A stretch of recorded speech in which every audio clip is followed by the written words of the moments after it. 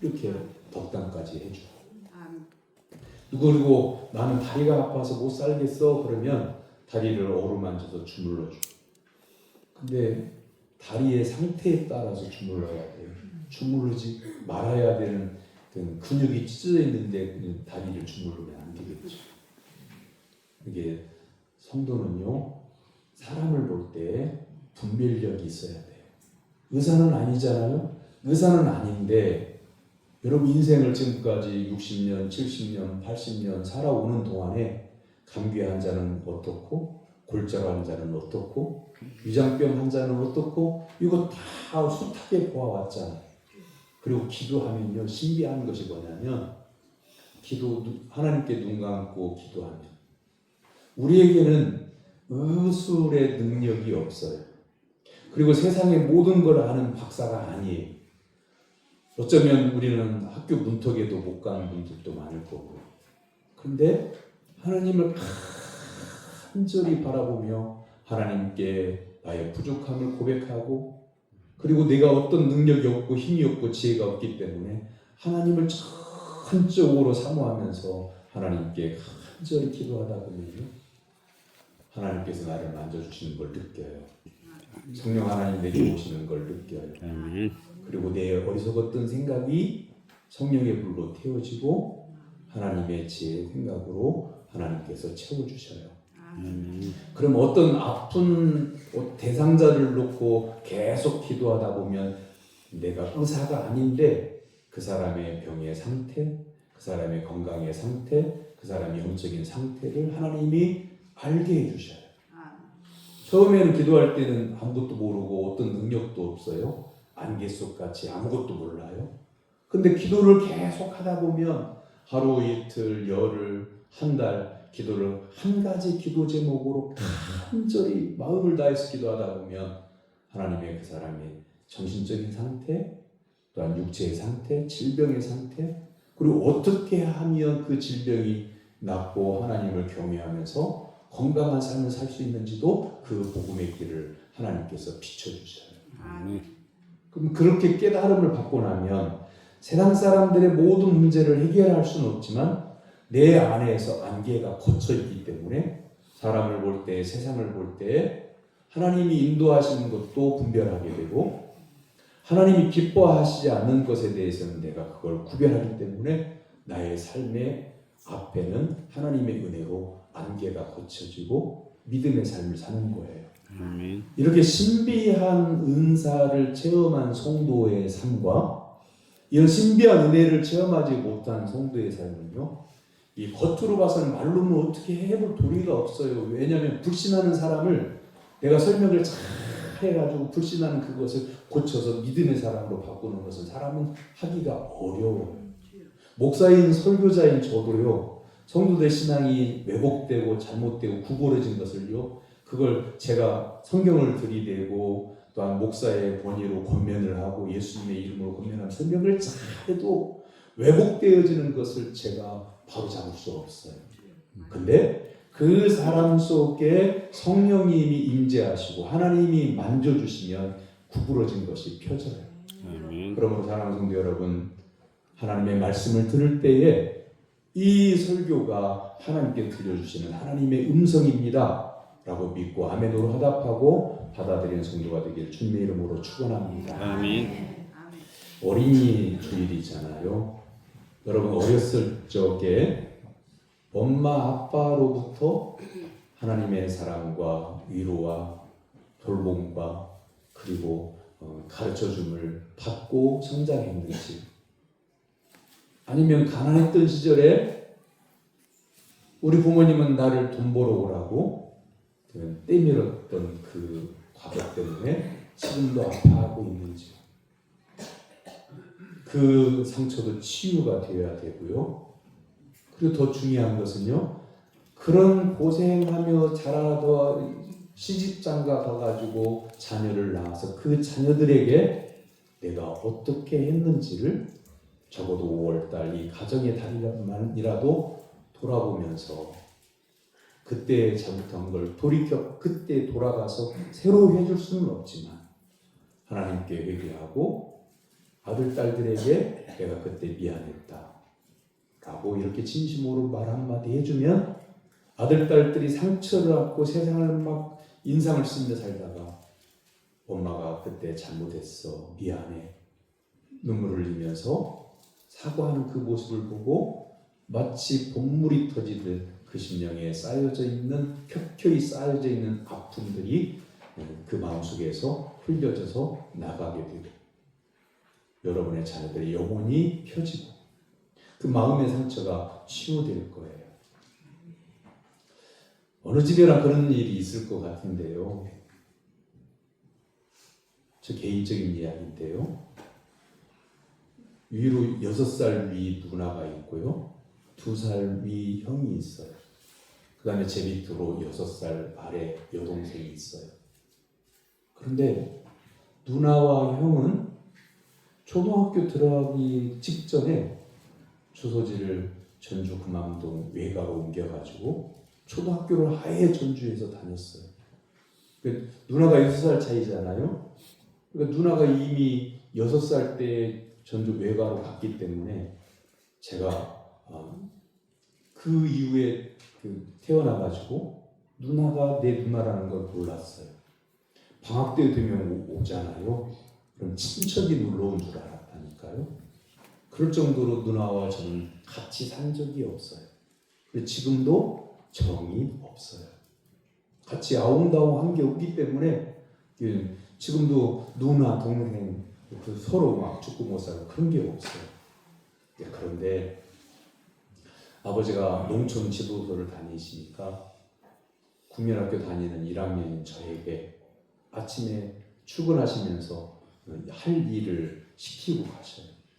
갔다 오면 소 꼴 배다 놓고 그리고 논 바리대 쳐놓고 거짓말 같죠? 제가 초등학교 때 다랭이 논 바리대 쳤다니까요. 지게질하고 똥찌개질. 그런데 아버지가 병원에 3년 동안 입원하시다가 돌아가셨는데 매주 한 번씩 하루 종일 와서 간호를 하다가 어머니도 계시고 아버지도 계시고 그래서 그 얘기를 했어요. 누나도 형도 다 전주로 전학하고 여동생은 아직 어리니까 저한테 심부름 다 시키고 농사 잡일을 시키셨다고 있었던 이야기를 쭉 하고 제 말이 딱 끝나니까요. 어머니하고 아버지하고 두 분이 짠 것처럼 야야 나는 너 일 안 시켰다. 저는 그때 그렇게 똥찌개 지고 그 똥찌개 엎어지는 바람에 똥물을 뒤집어 쓴 적도 있거든요. 그리고 논바닥에 못대우로 들어갔다가 뱀을 밟아가지고 막 기겁을 하고 놀랬던 적도 있거든요. 그리고 방앗간에 쌀 털러 갔다가 쌀가마니가 무거워서 자전거가 넘어지는 바람에 오르막길에서 1시간 동안 세우려고 했지만 알다시피 뒷짐이 무거우면 자전거를 가운데서 일으키면 뒤로 돌아가서 일으킬 수가 없어요. 초등학생이 어떻게 한가마니에 쌀을 일으켜요. 그러니까 1시간 동안 여름에 진땀을 뻘뻘 흘리다 거기서 그냥 그 흙길에서 누워가지고 엉엉 울었던 적도 있거든요. 근데 그때는 억울하다고 생각하지 않았어요. 다 그렇게 집안마다 애들 친구들이 그렇게 살았으니까 나만 이런 아픔 당한다고 생각하지 않았어요. 그런데 어른이 돼가지고 병석에 누워 계신 아버지에게 그 말씀을 드렸더니 야야 나는 너 일 안 시켰다. 그런데 그때 억울해지기 시작하는 거예요. 그때 상처가 되기 시작하는 거예요. 사랑하는 성도 여러분, 여러분은 다 부모님 되시잖아요. 손자 손녀까지 있잖아요. 나는 안 그랬다 그런 생각하지 마시고 내가 어떻게 했을까 정말 하나님이 주시는 마음으로 하나하나 다 살펴보세요. 그럼 조금이라도 아들, 딸들이 그때 아팠겠다. 그때 속상했겠다. 그때 상처를 입었겠다라고 하는 생각이 들거든. 전화를 하시든지 만나면 손 꼭 잡아주면서 내가 그때 미안했다. 내가 몰랐다. 하나님께서 네 마음의 상처를 위로해 주시기 원한다. 진심으로 한번 그 말을 건네보세요. 그러면요, 어린이 주일 행사를 하고 어버이 주일 행사를 거창하게 하고 그런 것보다요 100번 1000번 여러분의 가정에 은혜와 사랑과 복의 사건들이 많아지게 돼요. 그 첫 출발점이 뭐냐면 강단에서 선포되어지는 말씀의 아멘으로 춤을 추는 거예요. 아멘. 기도하겠습니다. 사랑의 하나님 아버지, 피리를 불어도 춤추지 않고 곡하여도 울지 않는 이 시대의 사람들이 예수 그리스도를 경험하게 하옵소서. 슬픔이 오면 함께 나누고 고통이 오면 하나님을 앙망함으로 서로 손잡고 위로하며 기도하고 하나님의 새 힘을 얻어 승리하는 모든 성도들이 되게 하여 주옵소서. 예수님의 이름으로 기도하옵나이다. 아멘.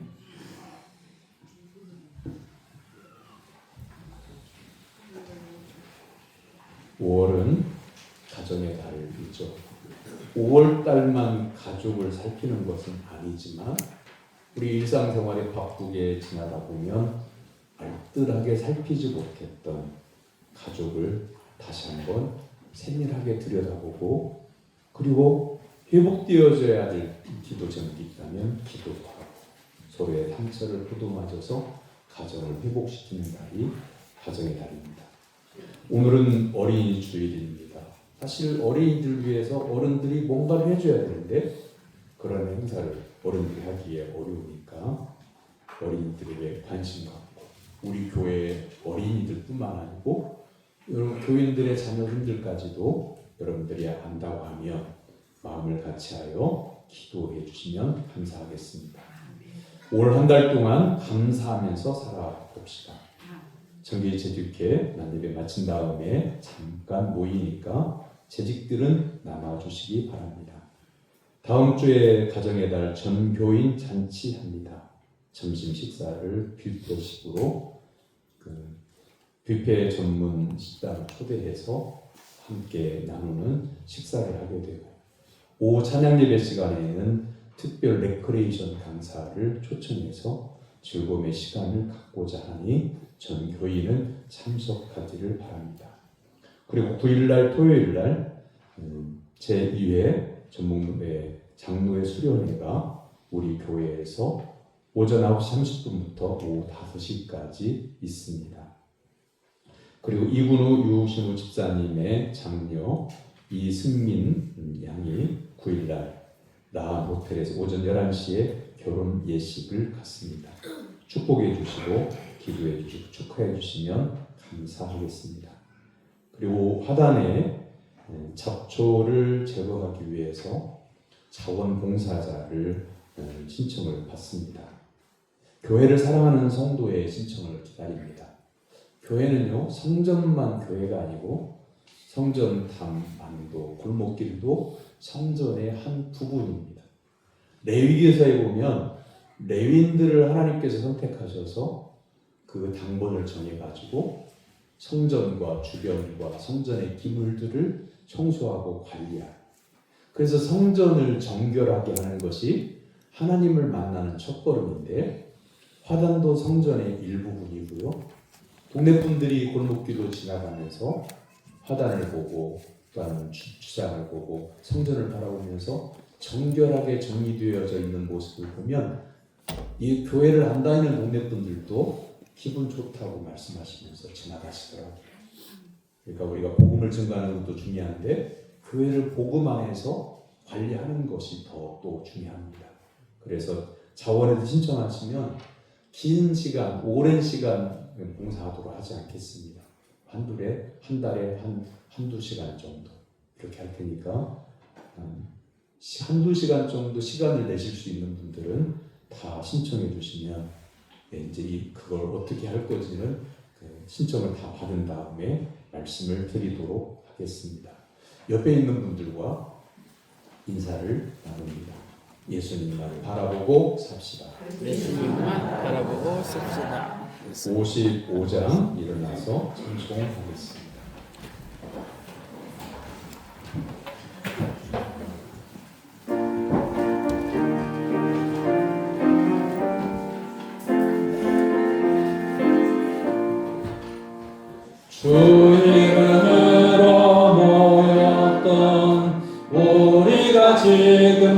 외로워질 때 언제나 함께 하시며 평안케 하소서.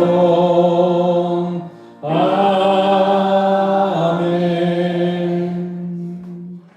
하나님의 사랑과 은혜로 구원받은 성도 여러분의 삶의 현장에서 복음으로 살 것을 주님의 이름으로 위탁합니다. 여호와는 내게 복을 주시고 너를 지키시기를 원하니 여호와는 그의 얼굴을 내게 비추사 은혜 베푸시기를 원하니 여호와는 그 얼굴을 내게로 향하여 드사 평강 주시기를 원하노라. 아멘.